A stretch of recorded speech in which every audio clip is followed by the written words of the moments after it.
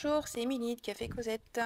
Alors aujourd'hui, je voulais vous parler du syndrome de Tarzan, qui est quand même moins connu que le syndrome de l'infirmière, de l'imposteur.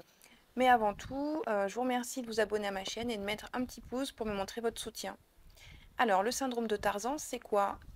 Alors moi, je l'aime bien parce que l'image me parle. Vous voyez tous Tarzan, agrippé à sa liane. Donc, le syndrome de Tarzan, ça parle de dépendance affective au final. C'est un livre de Pascal Piquet que vous pouvez vous procurer, qui est facile à lire euh, et que vous pourrez recommander à toutes ces personnes aussi qui restent dans des relations où finalement elles sont en souffrance. Le syndrome de Tarzan, c'est quoi? C'est ça, c'est cette préférence à rester agrippé à quelqu'un par peur du vide, par peur du vide affectif, d'être seul. C'est vraiment ceux qui s'agrippent fort à une personne, personne représentée par la liane là, dans le syndrome de Tarzan. C'est vraiment ceux qui préfèrent s'agripper fort à en souffrir plutôt que voilà, d'essayer d'être heureux tout seul. Il y a aussi une autre version de Tarzan.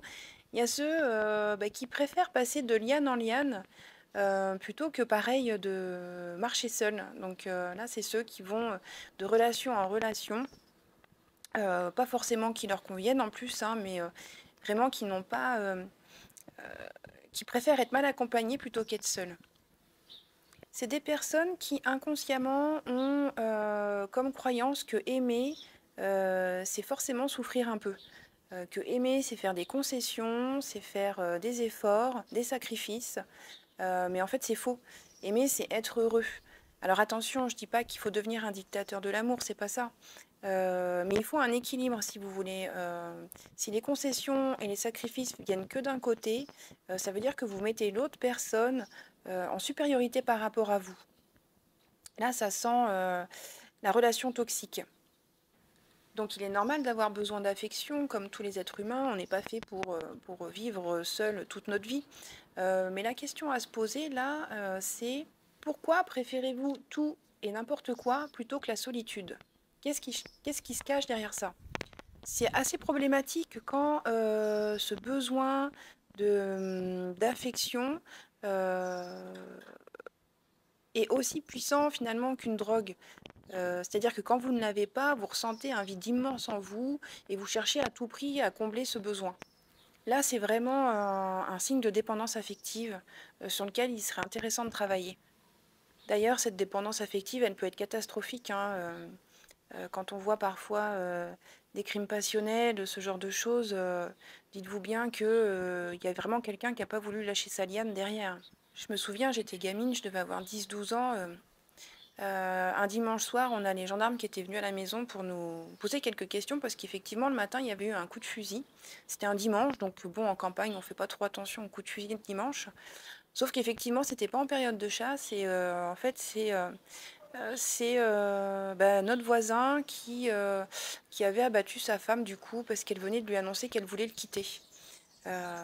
Donc c'est assez dramatique hein, de se dire que ça paraît irréaliste en fait et impossible à imaginer jusqu'au jour où finalement on y est confronté de loin, heureusement, parce que si vous êtes la personne dans ce couple-là, ça, vous voyez, ça peut être vraiment dramatique, sachant qu'en plus après eh ben, ce monsieur s'est retourné l'âme contre lui, donc il y a deux personnes qui sont parties ce jour-là.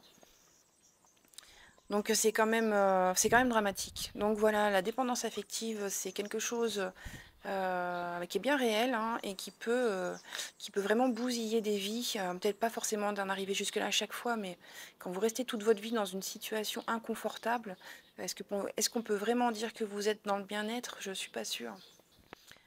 Après, il y a aussi d'autres personnes dans un schéma complètement différent, mais là, c'est des personnes qui étaient tranquillement en train de se balancer sur leur liane et d'un coup d'un seul, on leur a coupé. Donc là, ça a été la chute. Ça s'appelle une séparation brutale, par exemple. Et ben, ces personnes-là, elles ont tellement souffert de cette chute qu'elles vont se fermer, se verrouiller à toute autre relation, par peur de souffrir à nouveau. Donc pareil, là, c'est quelque chose qu'il faut travailler aussi, parce que c'est important d'apprendre à être heureux seul, pour pouvoir ensuite être heureux à 2.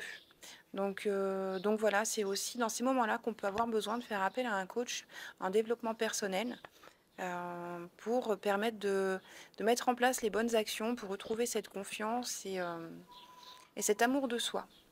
Voilà, j'espère que ça vous a éclairé un petit peu sur ce qu'est le syndrome de Tarzan. Je vous dis à bientôt pour la suite des aventures. Ciao, ciao!